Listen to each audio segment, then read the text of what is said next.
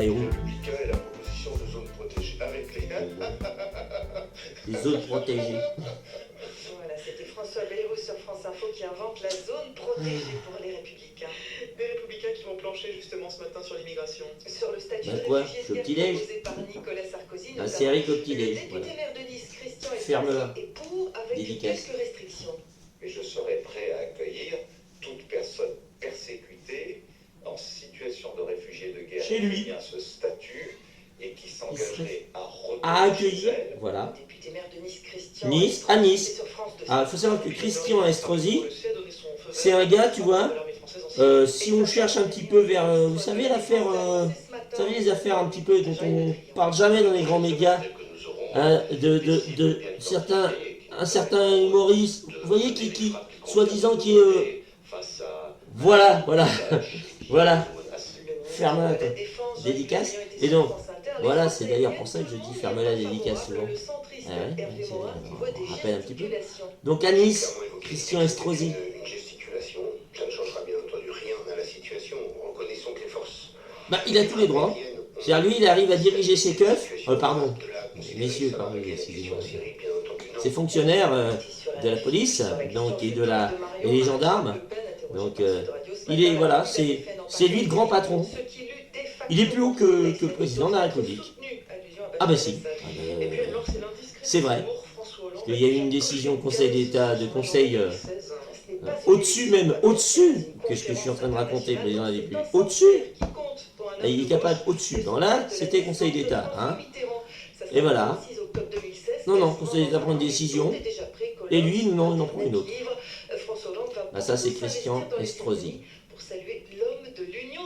Ah, donc là, on vient d'entendre un monsieur parler, alors que ce mec-là est un hors-la-loi. Bon, moi, c'est pas mes oignons, mais faut quand même avouer que c'est un sacré hors-la-loi, quoi. Enfin, il y en a plein comme ça, qui ont des casseroles mais monumentales au cul, et c'est ceux-là même qui vont voir, bon, enfin, leurs sbires, soi-disant propres, qui vont à l'antenne dire il y a l'autre là, lui, non, faut pas qu'on le voit lui, parce que lui, il a oh la vache, il y a des trucs qui sont plus que d'autres aussi. Mais c'est décidé pas par des juges, hein, ou parfois par des juges, mais alors pas n'importe quel juge, hein. Malheureusement, c'est quasiment tous, donc. Ah bah ça gagne pas beaucoup un juge, hein. Ah bah non, ça gagne pas tant que ça. Et vous savez, plus on gagne, plus on en veut. Moi j'avais un banquier à l'époque, il m'avait susurré à l'oreille, vous savez, ceux qui me font le plus chier en rouge tout le temps en rouge, c'est jamais les pauvres, hein. Les pauvres, ils sont toujours au taquet, de toute manière, quand ils sont rouges, c'est vraiment qu'ils les ont pas, quoi. On les a sucés jusqu'à la moelle, généralement, et ça arrive rarement, hein. Un pauvre en rouge, il peut pas se permettre, il va être interdit bancaire illico presto. Le riche, lui, par contre, est toujours en rouge, toujours endetté. En fait, le secret de la richesse, c'est s'endetter, en fait. Tu dois t'endetter. Plus tu t'endettes. D'ailleurs, c'est ça, c'est vrai, d'ailleurs. C'est même un fonctionnement pour pouvoir acheter de grandes entreprises, grossir énormément. Eh bien, les grosses entreprises, déjà grosses, et les mecs super riches, entre guillemets, c'est pas eux qui sont riches, en fait, c'est des gens qui sont capables de s'endetter énormément.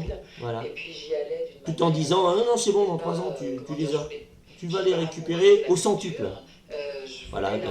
Et les mecs, ils y arrivent, évidemment. Avec le CAC 40 et alourder n'importe qui, n'importe comment, c'est facile. Hein. C'est vraiment pas très dur. Hein. Faire en sorte d'être dans un monde où il y a des entreprises, les entreprises passent avant l'argent des entreprises et l'argent des banques, finalement, parce que c'est ça, hein, de nos jours, passe avant nos vies. Je dis nos vies parce que bon, moi je suis dedans. Hein. On va écouter un peu la radio parce qu'on est un petit peu là pour ça. Et puis Rick est au petit-déj, donc il va prendre son petit café. Voilà. Hein. Je connais plein d'hommes qui adorent faire la vaisselle parce qu'au moins quand c'est fait, ça se voit. Ah bon? Ah ça c'est une idée. Parce Lorsqu'on ne gère pas une entreprise aujourd'hui comme on la gérait hier, le CIC propose la signature électronique. Ah, ça c'est bien. Nominative, elle sécurise et certifie vos transactions bancaires. Elle sécurise et certifie vos transactions bancaires pour le banquier. Avec nous sur France Info, 8h30. Ah ouais, c'est pour le banquier, ça sécurise tes transactions pour le banquier. Hein. Ça, à chaque transaction, Leur petite entreprise, jackpot, c'est pas la crise. jackpot, Spécialité, le jackpot, courrier, c'est l'heure des comptes et jackpot. c'est beaucoup aujourd'hui pour les trafiquants. C'est un petit peu comme un perroquet, c'est pour ça. Jackpot est content, Jackpot est content, Jackpot est content, ah, Jackpot. S'organise à Cergy pour le premier groupe de réfugiés arrivés en France il y a une semaine. Il bosse main dans la main avec la FDJ, hein, en même temps. Pour les Jeux 2024, La FDJ, la française des jeux, putain mais le PSG parti du t'es con ou quoi? champion avec une facile victoire. Bon, non, je te respecte. En plus, t'es un nouvel auditeur, je te soigne. Hein. Et c'est donc le procès d'une véritable PME du cannabis qui démarre ce matin. À quelques 40 000 euros par jour. Un réseau démantelé en juin. Sincèrement, 40 000 euros par jour pour un mec qui tourne bien, ne serait-ce même qu'au cannabis, c'est bon, hein, je veux dire, on est dans la moyenne, là. On est dessus même. N'importe quoi. Bien au-delà de la cité, à Marseille, pour Il était même réputé dans toute la France. Ouais. Rodrigo est consommateur de cannabis, Ouais. arrivé il y a 5 ans à Marseille, Ouais. il s'est immédiatement rendu à la Castellane. Oui, Super bien organisés. oui. Ils ont des horaires d'ouverture. Ils ont des stands Ouais. bien montés avec un comptoir. Il n'y a que les stands qui sont bien montés. Moi. N'importe quand. Ça m'est arrivé que même j'ai fait la queue. J'ai attendu. Il y avait 10 personnes devant moi. C'est un vrai magasin à Marseille. 10 personnes. De ce supermarché de la 10 Poste, personnes, c'est un vrai magasin, le bordel. boss, il possédait un cheval de course et des parts dans 2 restaurants marseillais. Et des parts. Oh, c'est étonnant. Et quelque part. Non, ça c'était le dessus, ça. Le dessus de l'iceberg. Des guetteurs cagoulés partout autour. Situation dure à vivre pour Caroline, une maman de la Castellane. C'est la gangrène du quartier, là, cette tour-là. C'est ça, c'est le noyau, c'est la... Ah, c'est la gangrène, c'est la tour. La tour est une gangrène. Ah, la tour est une gangrène. Ah. Certaines influences sur les gens, ça c'est certain. Ils foutent les gens dans des quartiers. L'État Et après, quand ils veulent démolir, ils commencent à dire qu'il y a la gangrène. Ce ghetto moderne, le chantier va Ah, durer 10 ans. 10 ans, c'est également Ouais. la peine de prison que risquent les chefs de ce réseau de trafiquants. Marseille, Gabriel Voilà. Masneau, France Bleu Provence. Pour Alors que les Le grands verdict trafiquants, de cette mère jugée pour le meurtre de sa fille handicapée. sont à la tête des États. Avec sursis, c'est le verdict de la cour d'assises Je parle pas des chefs d'État, hein, c'est pas eux. C'est d'autres personnes qu'on connaît pas. C'est eux les grands trafiquants. Les chefs d'État, ils ferment leur gueule. Ah bah, dès qu'il y a des thunes, allez-y. Sa fille de 8 ans, particulièrement vulnérable du fait de son handicap, mais avec pour la mère altération de son discernement, elle risquait la réclusion criminelle à perpétuité.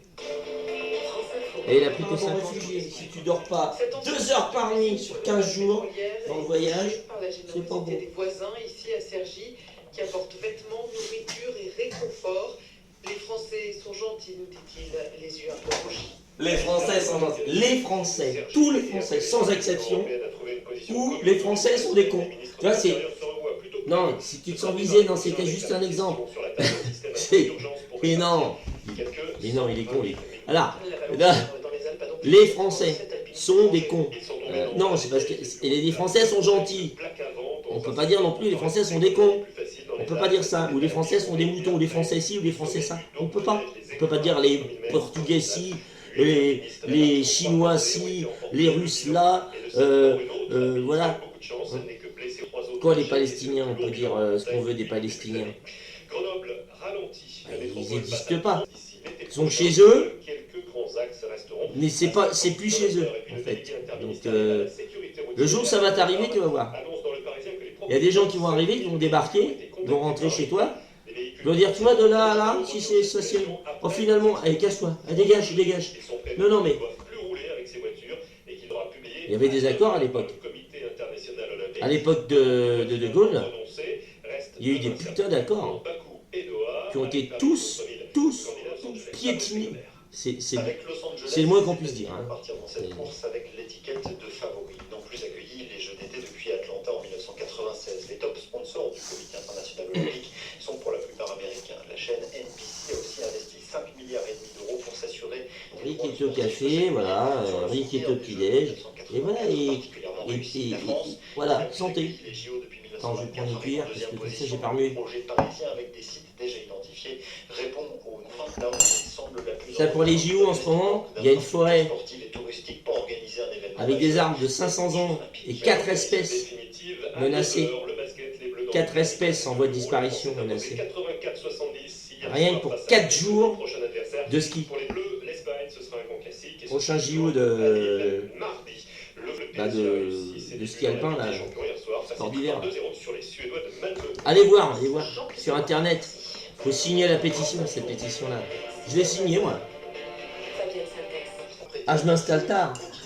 Ah, je suis en retard. Ce matin, c'est mercredi. Ouais, là, mon gamin, je l'emmène à l'école, en fait. Ouais. Uniquement mercredi, le matin. Ah oui, c'est un endroit proche de la Louisiane, hein. En gros.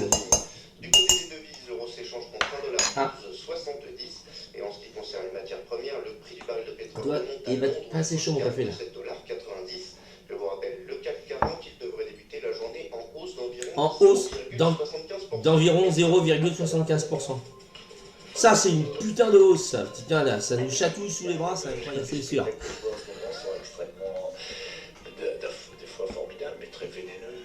Ils sont formidables de rester. Hein. De tendresse et de gentillesse. François Morel. Ça se passe donc au théâtre de l'Atelier à Paris du mardi au samedi. Il y a un bar ici chez moi qui s'appelle l'Atelier. C'est pratique quand tu vas boire un coup. Allô? T'as ta femme qui t'appelle, c'est... Ah, chérie, qu'est-ce que tu... Où t'es? Ben, je suis à l'Atelier, pourquoi? Ah bon, bah ça va, c'est bon. Mais tu rentres, t'as fini, t'es en train de fabriquer un meuble, donc dans combien de temps tu reviens de l'Atelier? Je sais pas, ça dépend du nombre de... Enfin voilà quoi. Un bar qui s'appelle l'Atelier chez moi. C'est pratique. Non, mais ferme. Dédicace. La position de France et démocratie est très simple, il faut ouvrir les frontières. L'immigration n'est pas un péril, c'est une richesse à venir. Les populations européennes sont... On est forcé de dire ça maintenant. Dans quelques années, l'immigration n'est pas un péril, c'est une richesse. L'immigration, ça a été... On est en 2015, on est forcé de dire ça. Mais l'immigration n'a jamais été un péril. C'est pas l'immigration le péril. Hein. Le plus grand péril, c'est trop d'immigration et une mauvaise immigration. À cause des guerres fomentées, enfin voilà quoi. Ah, des guerres pour faire du fric. Hein. Regardez les plus grandes richesses de nos jours. Allez voir comment ils ont fait, comment leurs familles ont fait pour pouvoir s'enrichir. On parle de la Deuxième Guerre mondiale par exemple. Et jusqu'à maintenant, qu'est-ce qui fait que ça monte? Ça monte encore et on pourrait dire, sans citer personne, que... Ça fait aussi partie de la solution finalement. Voilà. Dédicace. Et non, mais bon. L'Union européenne a fait quelque chose. Il y a eu, je crois, 4 milliards d'euros, mais en 4 ans, c'est pas énorme. Hein. C'est bon, oui, c'est une aide. Il faut continuer cette aide. Il faut l'intensifier pour qu'ils aient les conditions, au moins dans les camps de réfugiés limités, c'est incroyable. un peu dignes. Jacques Berès, vous, ce terrain, je lisais. Le mec, il parle de conditions un peu dignes en camp. En Irak dans très peu de temps, lorsque la France annonce qu'elle va frapper. Donc tu enfermes les gens et c'est des conditions un peu dignes. Il a dit un peu. Vous avez remarqué? Un peu digne. Ce sera une petite contribution à... Moi, je vais conclure là-dessus. Digne. C'est un peu symbolique, ça nous rapproche digne. de nos alliés américains. Enfin, oui, ah, faut s'indigner. De toute façon, tout le monde est ah, il faut s'indigner. Ah, il faut que tu t'indignes. Indigne-toi, bordel. Indigne-toi. Merde alors, c'est pas possible, hein. Oh.